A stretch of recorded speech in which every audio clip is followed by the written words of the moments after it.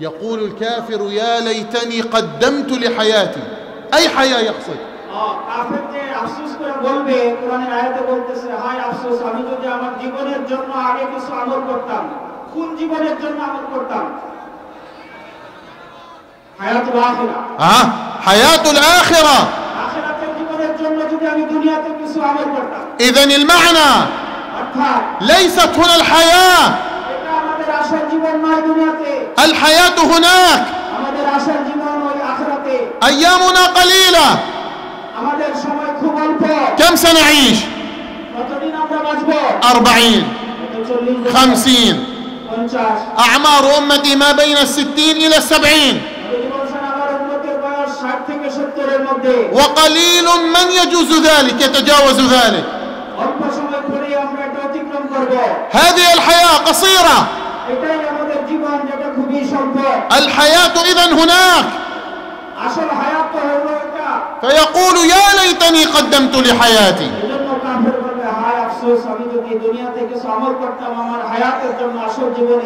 بماذا يقول يا ليتني قدمت لحياتي؟ بماذا يكون؟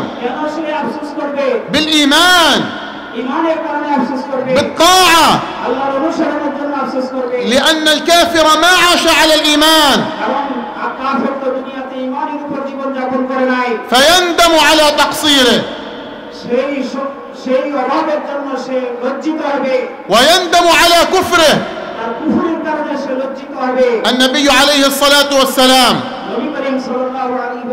يخرج إلى السوق يوما فمروا على جدي ماعز صغير،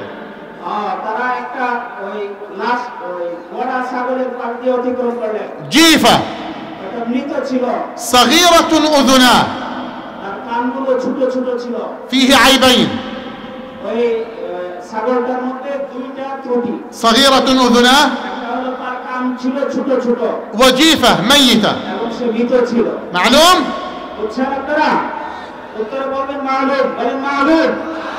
فأخذه النبي عليه الصلاة والسلام الماعز وقال أيها الناس من يشتري هذا بدرهم؟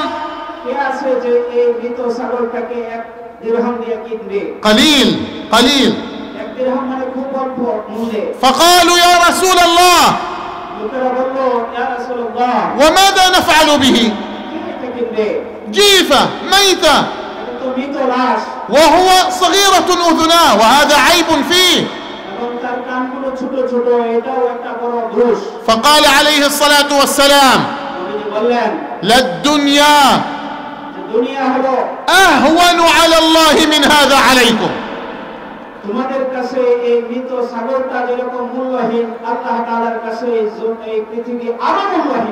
أنتم احتقرتموه، لا تريدونه. هكذا الدنيا بالنسبة لرب العالمين، لا يحبها وجعلها دار ممر للمؤمنين. والنبي عليه الصلاة والسلام يقول لو كانت الدنيا تعدل عند الله جناح بعوضة ما سقى كافرا منها شربة ماء. والنبي عليه الصلاة والسلام يقول مثلي ومثل الدنيا كمثل رجل استظل تحت ظل شجرة ساعة ثم راح وتركها. فالدنيا ساعة اجعلها طاعة، اجعلها مزرعة تقربك إلى الله. جدد التوبة إلى الله في الليل والنهار في كل وقت. تب إلى الله، جدد العهد مع الله، العبودية مع الله. আল্লাহর গোলামীকে নবায়ন করেন। قال عليه الصلاة والسلام নবীজি বলেন إن الله يبسط يده بالليل আল্লাহ তাআলা তার হাতকে রাতের বেলায় লম্বা করেন, প্রসারিত করেন, ليتوب مسيء النهار যেন দুনিয়াতে যে গুনাহ করছে রাতে যেন সে তওবা করে। ويبسط يده بالنهار আল্লাহ তাআলা দিনে এরকম হাত প্রসারিত করেন ليتوب مسيء الليل রাতে যে গুনাহ করছে সে যেন দিনে তওবা করতে পারে। وهكذا حتى تطلع الشمس من مغربها. এভাবে চলতে থাকবে সূর্য পশ্চিম আকাশে উদয় হওয়া পর্যন্ত।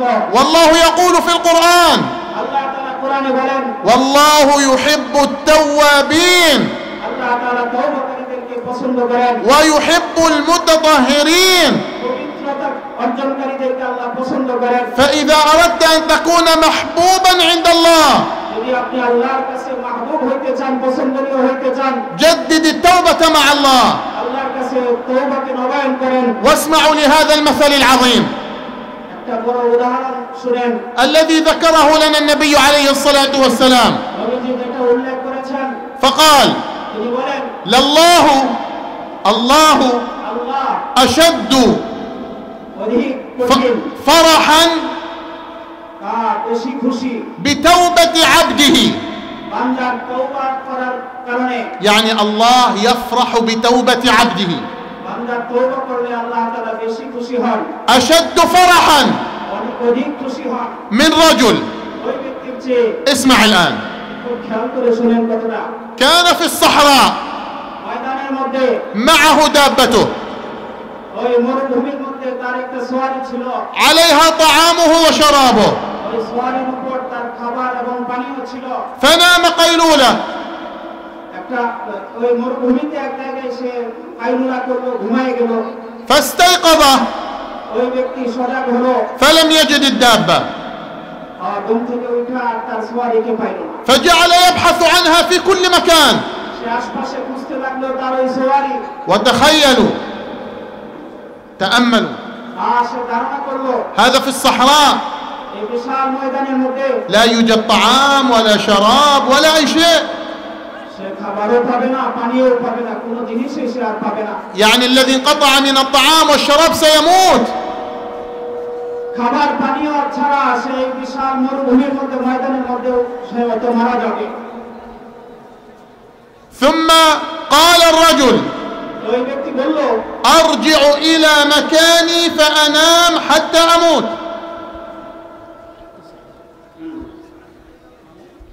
أرجع إلى مكاني فأنام حتى أموت. আমি আমার জায়গায় আবার ঘুমায় পড়বো, এভাবে আমি মৃত্যুবরণ করবো, আমার আর বাঁচার কোনো আশা নাই। لأنه يأس সে নিরাশ হয়ে গেছে। فنام مرة ثانية দ্বিতীয়বার আবার সে নিরাশ হয়ে ঘুমায় গেল। فاستيقظ কিছুক্ষণ পর সে জাগ্রত হলো, فوجد الدابة قد رجعت إليه. ঘুম থেকে উঠে সে দেখলো তার ওই সওয়ারি তার কাছে ফেরত আসছে। فقال من شدة الفرح অধিক খুশিতে সে বলল, الآن هو فرحان এখন সে অনেক খুশি, شديد الفرح. অনেক বেশি খুশি। ماذا قال؟ সে কি বলল? اللهم হে আল্লাহ, أنت عبدي وأنا ربك. আপনি আমার গোলাম আর আমি আপনার রব। أخطأ من شدة الفرح. অতিরিক্ত খুশিতে সে ভুল করে ফেলছে কথার মতো। معلوم؟ বুঝছেন? বলেন না মালুম? فالنبي عليه الصلاة والسلام নবীজি يقول لنا আমাদেরকে বলেন, الله يفرح بتوبة العبد إذا تاب إليه বান্দা যখন তওবা করে তখন আল্লাহ তাআলা খুশি হন أشد من فرح هذا الرجل بدابته. ওই ব্যক্তি তার সওয়ারি হারানোর পর পায়া যেরকম খুশি হয়েছে, আল্লাহ তাআলা এর চেয়েও বেশি খুশি হন বান্দার তওবার দ্বারা। فتوبوا إلى الله আপনারা আল্লাহর কাছে তওবা করেন, وعودوا إلى الله আল্লাহর কাছে ফিরে আসুন, وجددوا العهد مع الله. আল্লাহর সাথে নতুনভাবে ওয়াদা করেন। قل يا عبادي الذين أسرفوا على أنفسهم لا تقنطوا من رحمة الله إن الله يغفر الذنوب جميعا إنه هو الغفور الرحيم. হে নবী, আপনি বলে দিন থাকেন, হে আমার ওইসব বান্দা যারা নিজেদের উপর অন্যায়ভাবে সীমা লঙ্ঘন করেছ, আল্লাহ তাআলার কাছে তওবা করো, নিশ্চয়ই আল্লাহ তাআলা সকল গুনাহ ক্ষমা করে দিবেন। فلا بد من الإيمان অবশ্যই ঈমানের উপর ওঠা জরুরি, والطاعة আল্লাহর অনুসরণের উপর ওঠা জরুরি, والاستقامة ইস্তেকামত থাকা জরুরি, ولزوم السنة সুন্নতকে আঁকড়িয়ে ধরা জরুরি, وتشديد التوبة مع الله. আল্লাহর কাছে তওবা করা জরুরি। بهذا ينصرنا الله. আর এর মাধ্যমে আল্লাহ আমাদেরকে সাহায্য করবেন। هذه هي عوامل النصر. এটাই হলো আল্লাহর সাহায্য পাওয়ার কারণ।